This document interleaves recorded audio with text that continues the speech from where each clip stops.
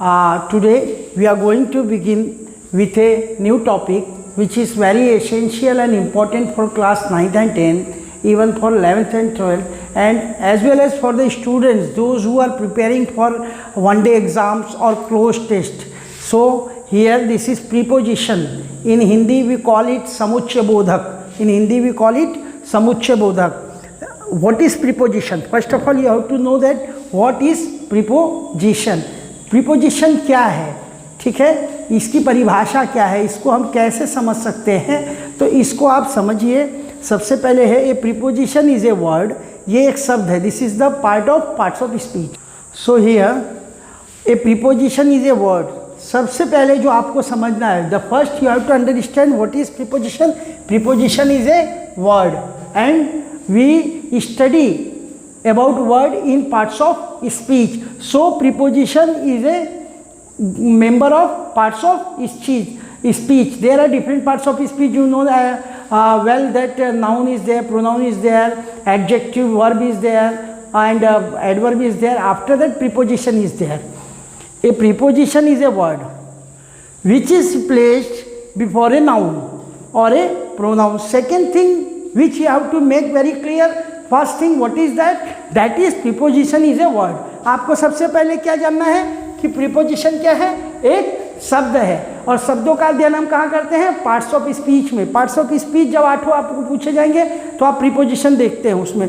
दूसरी बात है आपको क्या नोटिस करना है, विच इज प्लेस्ड, जिसको रखा जाता है, प्रयुक्त में लाया जाता है। विच इज प्लेस्ड बिफोर माने पहले किसी नाउन या प्रोनाउन के। जो प्रीपोजिशन एक ऐसा शब्द है जो किसी नाउन या प्रोनाउन के पहले रखा जाता है, उसको प्रयुक्त किया जाता है। A preposition is a word which is placed before a noun और ए प्रोनाउन। क्यों प्रयुक्त किया जाता है, कहाँ प्रयुक्त किया जाता है, आप जान जा रहे हैं, किसी नाउन या प्रोनाउन के पहले प्रयुक्त किया जाता है। यह एक छोटा शब्द है, लिटिल वर्ड है। टू शो, दिखाने के लिए। क्या दिखाने के लिए, इट्स रिलेशन, उसका संबंध दिखाने के लिए प्रयुक्त किया जाता है। किसका संबंध दिखाने के लिए, to show its relation to some other word in the sentence. वो नाउन और प्रोनाउन के पहले यूज किया जाता है, वाक्य में आए अदर जो अन्य शब्द हैं उनसे उनका संबंध बताने के लिए। प्रीपोजिशन एक शब्द है जिसको हम किसी नाउन या प्रोनाउन के पहले प्रयुक्त करते हैं, और यह वाक्य में आए हुए अन्य शब्दों से उनका संबंध बताता है, और एक दूसरे से वो कैसे संदर्भ में है, किस संदर्भ में है, इसको समझाते हैं। अब आप देखिए यहाँ आपको एग्जाम्पल लेते हैं, दो नाउन्स हैं और दोनों नाउन किस तरह एक दूसरे को रिलेट करते हैं, किस संबंध में, उसको आप समझिए। ए कार फेल इनटू ए वेल। ए कार फेल इनटू ए वेल। एक कार कुएं में गिर गई। एक कार कुएं में गिर गई। इसमें दो नाउन हैं, एक कार है, एक वेल है। यदि आप इस फेल को हटा देते हैं या इनटू को हटा देते हैं, इनटू प्रीपोजिशन है, आप इनटू को हटा दीजिए। आप मान लीजिए कि इनटू नहीं है, ध्यान से समझिएगा, आपका कंसेप्ट पूरा क्लियर हो जाएगा। ए कार फेल ए वेल, क्या हो जाएगा, एक कार गिर गई कुएं, और होना क्या चाहिए, एक कार कुएं में गिर गई। तो इनटू क्या कर रहा है, कार का इस वेल से किस अर्थ में संबंध है, किस रिलेशन, क्या रिलेशन है दोनों के बीच। इनटू माने के अंदर। एक कार कुएं के अंदर गिर गई। के अंदर किसका अर्थ है, ये इनटू का अर्थ है। तो ये दो नाउन या वाक्य में दो अलग अलग प्रोनाउंस के बीच कैसा संबंध है, या वाक्य के अदर वर्ड से उनका क्या संबंध है, ये प्रीपोजिशन बताता है। दूसरा एग्जांपल आप देखेंगे, a boy is sitting on A bench. A boy is sitting on A bench, जिसका अर्थ होता है कि एक बच्चा मेज पर बैठा हुआ है। एक बच्चा मेज पर बैठा हुआ है। पहला नाउन क्या है, बॉय। दूसरा नाउन क्या है, बेंच। ये भी नाउन है, ये भी नाउन है, ठीक। अब इनका संबंध कौन बता रहा है, ऑन। इस नाउन का और इस नाउन से क्या संबंध है, तो आप समझिए। अगर हम इसको हटा दे रहे हैं, कैसे बता रहा है समझिए, a boy is sitting A bench, एक लड़का बैठा है एक बेंच मेज। अब इसका कोई अर्थ नहीं होता, लेकिन ऑन लगा देंगे तो क्या हो जाएगा, ऑन का अर्थ होता है पर, किसी चीज पर। A boy is sitting on A bench, ये लड़का की स्थिति क्या है, बेंच की तुलना में ये बेंच के ऊपर है। तो बात क्लियर हो रही है, दो नाउन या प्रोनाउन के बीच संबंध बताता है या वाक्य में आए अन्य शब्दों से संबंध बताता है। इनका प्रयोग कहाँ किया जाता है, किसी नाउन प्रोनाउन के पहले किया जाता है।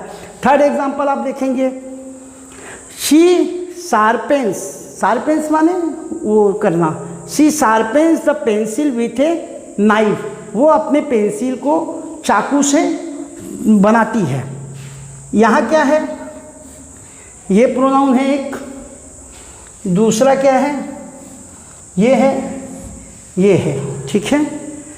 पेंसिल और चाकू का क्या संबंध है, पेंसिल को चाकू से बनाती है, विद माने से या के साथ होता है, यहाँ पर से। अगर आप विद हटा देंगे तो, अगर आप विद हटा दें, she sharpens the pencil a knife, जिसका कोई अर्थ नहीं होता, ठीक है। आपका अर्थ पूरा कब होगा, विद के साथ, और विद क्या करेगा, इन दो नाउन्स में, ये भी नाउन है और ये भी नाउन है, इनका रिलेशन बताएगा। आपको यहाँ दिया गया है ना, ए प्रीपोजिशन इज ए वर्ड, एक शब्द है which is place before a noun और ए प्रोनाउन, ये हमेशा किसी नाउन प्रोनाउन के पहले आता है, and to show its relation to some other word in the sentence, ठीक है। ये क्लियर। और एक एग्जांपल आपको देते हैं,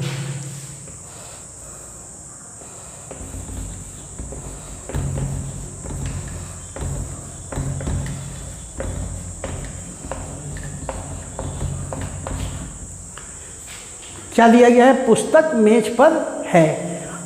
पहला संज्ञा क्या है, नाउन क्या है, पुस्तक, दूसरा क्या है, ये। इन दोनों का संबंध क्या है,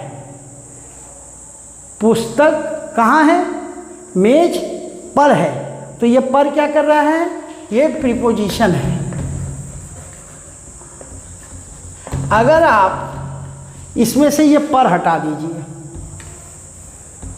तो क्या हो जा रहा है वाक्य, पुस्तक मेज है, जो कि कंप्लीट गलत है। इसलिए दोनों नाउन्स का रिलेशन बनाने के लिए किसका यूज़ किया जाता है, पर। लेकिन इंग्लिश में क्या है, इंग्लिश में एक चीज़ समझना है, प्री माने पहले होता है, और क्या लिखा गया है, preposition is a word which is use before a noun और ए प्रोनाउन। हिंदी में क्या है, ये हिंदी है ना, हिंदी में देखिए प्रीपोजिशन का प्रयोग इन दोनों नाउन के बाद हुआ है, लेकिन जब आप इंग्लिश में इसको करेंगे तो क्या होता है,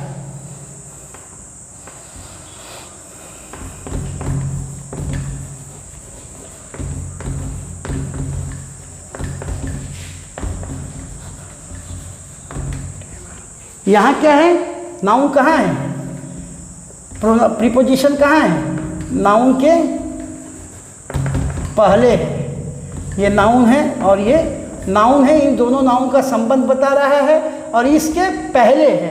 तो अंग्रेजी में प्रीपोजिशन हमेशा पहले लगते हैं नाउन के, और हिंदी में हमेशा नाउन या प्रोनाउन के बाद लगते हैं। ये चीज़ आपको समझनी है। हिंदी में आफ्टर नाउन या प्रोनाउन, और इंग्लिश में बिफोर नाउन या प्रोनाउन प्रीपोजिशन का यूज किया जाता है। सो इसको आप नोट डाउन कर लें, समझ लें। दूसरी चीज़ में, ये सारे तो नाउन थे, कुछ प्रोनाउंस के एग्जांपल आप यहाँ देख लें।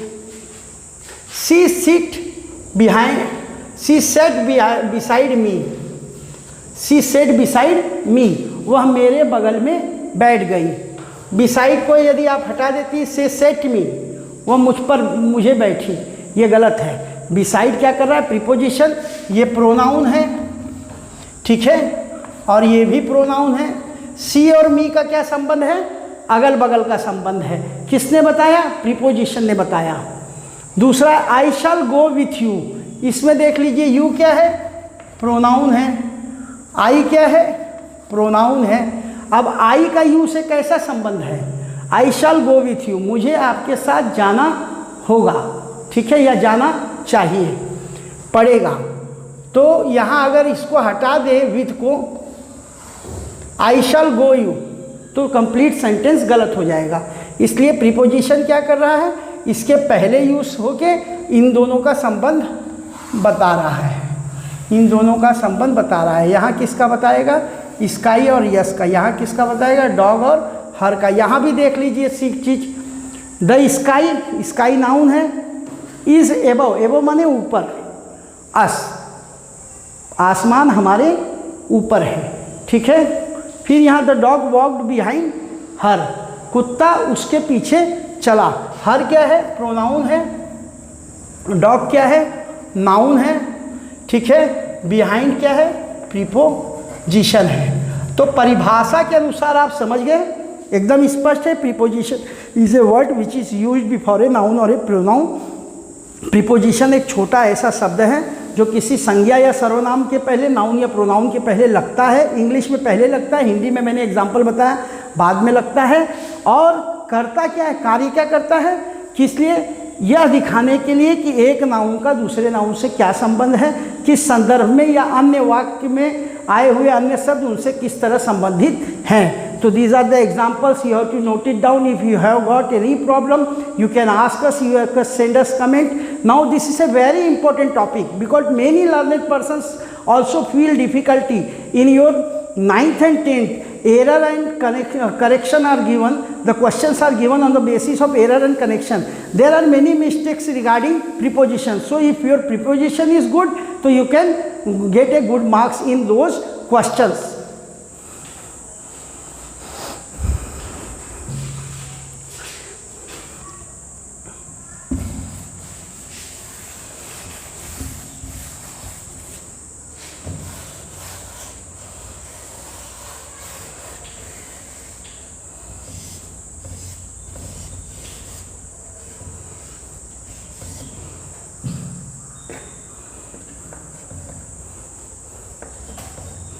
Now we are going to discuss about types of prepositions. So there are three types of preposition. Commonly there are three types of preposition. So first we can classify, हम prepositions को तीन वर्गों में बांट सकते हैं। पहला सिंपल प्रीपोजिशन, दूसरा कंपाउंड प्रीपोजिशन, तीसरा आपका है फ्रेजल प्रीपोजिशन। इन तीनों को कैसे जाएंगे, जो जितने prepositions, preposition of time, preposition of place, ये सारे इन, ऑन, एट, जो एक शब्दों से बने हैं, जैसे in, on, at, after, before, to, और, फ्रॉम, etc.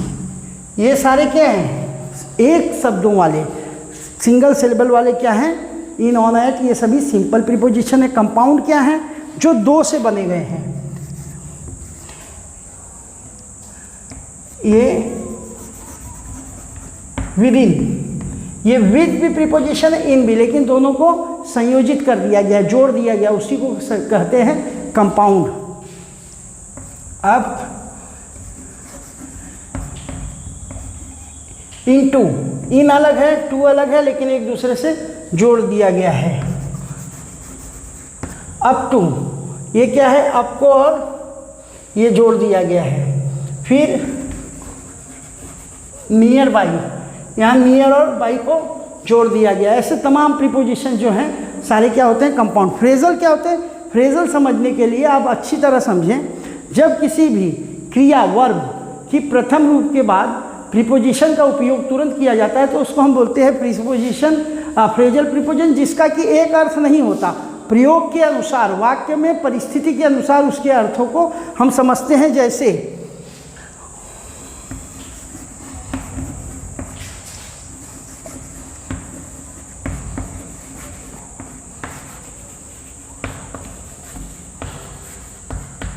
ये तमाम गो के साथ जुड़े हुए हैं। गो क्या है?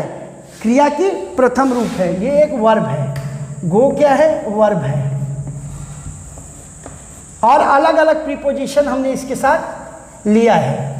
गो के साथ टू लिया है, गो के साथ ऑन लिया है, गो के साथ फॉर लिया है और गो के साथ एट लिया है। इस तरह से जब स्थिति होगी और इनके सभी के यहाँ गो के हर जगह हर प्रीपोजिशन बदलने के साथ इनका अर्थ भी बदल जाएगा। ऐसी क्रियाएं जिनके तुरंत बाद प्रीपोजिशन लगता है और जिनका अर्थ परिस्थितियों के अनुसार बदलता रहता है, प्रीपोजिशंस के चेंज होने से बदलता रहता है, उन्हीं को हम क्या कहते हैं? प्रीपोजिशन, फ्रेजल प्रीपोजिशन, इन्हीं को हम क्या कहते हैं? इसको okay students, now we are going to you have learn about the class what is preposition. Preposition is a word which is placed before a noun or a pronoun to show its relation with other words in a sentence. ये आपने जान लिया. फिर types of preposition में आप आ जाएंगे. Simple preposition है जो सिंगल शब्दों से बनते हैं, कंपाउंड प्रीपोजिशन है जो दो शब्दों से बनते हैं, और फ्रेजल प्रीपोजिशन है जो क्रिया की प्रथम रूप के बाद कोई भी प्रीपोजिशन अगर यूज़ होगा तो इनका अर्थ परिस्थितियों के अनुसार और प्रीपोजिशंस के बदलने के अनुसार बदलता रहता है. ये तीनों आपने नोट कर दिया. अब आप आइए नेक्स्ट आपको बताते हैं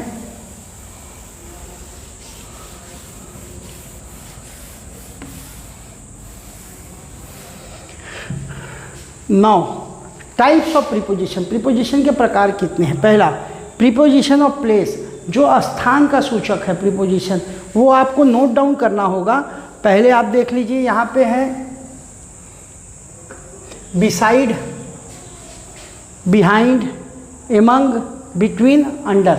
ये सारे क्या करते हैं? स्थान को दो लोगों के बीच में. कहाँ पर? दो लोगों के बीच में, सभी लोगों के बीच में, किसी के बगल में, किसी के आगे, किसी के पीछे. ये क्या करते हैं? प्लेस बताते हैं, प्रीपोजिशन ऑफ प्लेस. दूसरा है प्रीपोजिशन ऑफ टाइम. ये क्या करता है? बिफोर 2 o'clock, आफ्टर 2 o'clock, ठीक है, फॉर 2 hours, 3 hours, ये सभी समय के सूचक हैं. With in 10 minutes, with in 5 minutes, with in 2 days, ठीक है, ये सारे समय के सूचक हैं. सिंस, फ्रॉम आप यूज़ ही करते हैं समय के लिए, ये समय के लिए है. प्रीपोजिशन ऑफ डायरेक्शन है आपका, ये इसमें होते हैं after, into, along, through, to, into. ये दिशा सूचक हैं, ये दिशा बताते हैं किस डायरेक्शन में है, कैसे. प्रीपोजिशन ऑफ फ्रीक्वेंसी होती है, इंस्ट्रूमेंटल प्रीपोजिशन होता है. ये सारे आपको बताए जाएंगे. Now proper usage of preposition with other parts of speech, ठीक है. प्रीपोजिशन कभी कभी एडजेक्टिव के साथ, वर्ब के साथ भी यूज़ होते हैं, वो भी बताया जाएगा. तो ये सारी चीज़ आप नोट डाउन कर लें, प्रीपोजिशन के लिए प्रैक्टिस कर लें, ठीक है. कुछ एग्जांपल्स आपको दे दिए जा रहे हैं. कुछ प्लेस यूज़ करना है, कुछ प्रीपोजिशन है.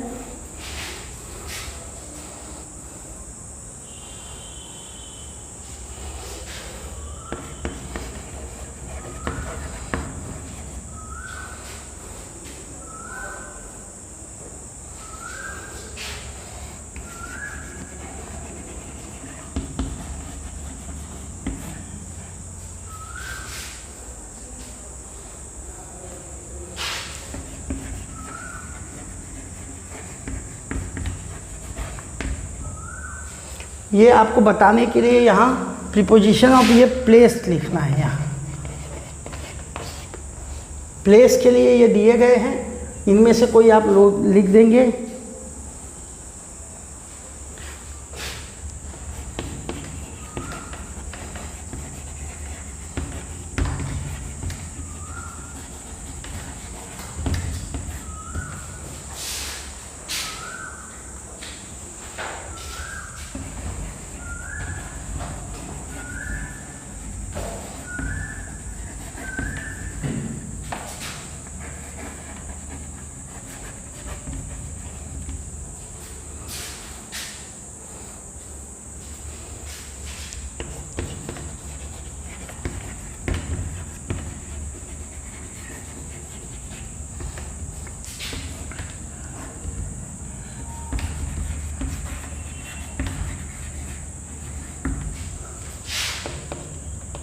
ये तीनों प्रीपोजिशन ऑफ प्लेस यूज़ करना है, कुछ प्रीपोजिशन ऑफ टाइम दे रहे हैं।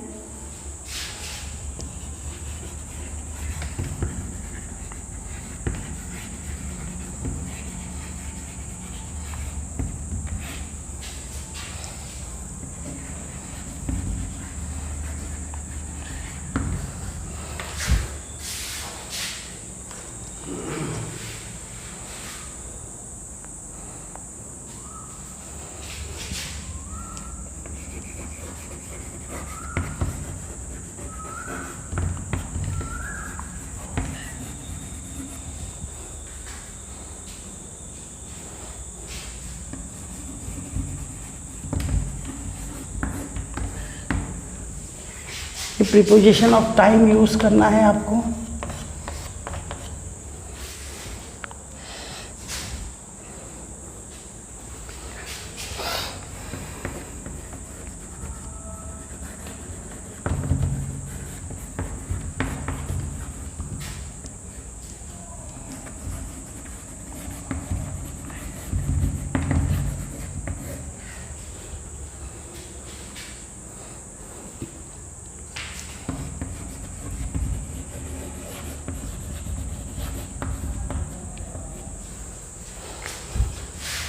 ये सारी एक्सरसाइज आपको करनी है, इसको लर्न कर लीजिएगा। रेन एंड मार्टिन आपके ग्रामर बुक में अन्य चीज़ें और दी गई होंगी, नेक्स्ट क्लास में इसको बताया जाएगा। Thank you for all today. Learn it by heart, work hard and try to solve this exercises by your own. Okay, thank you.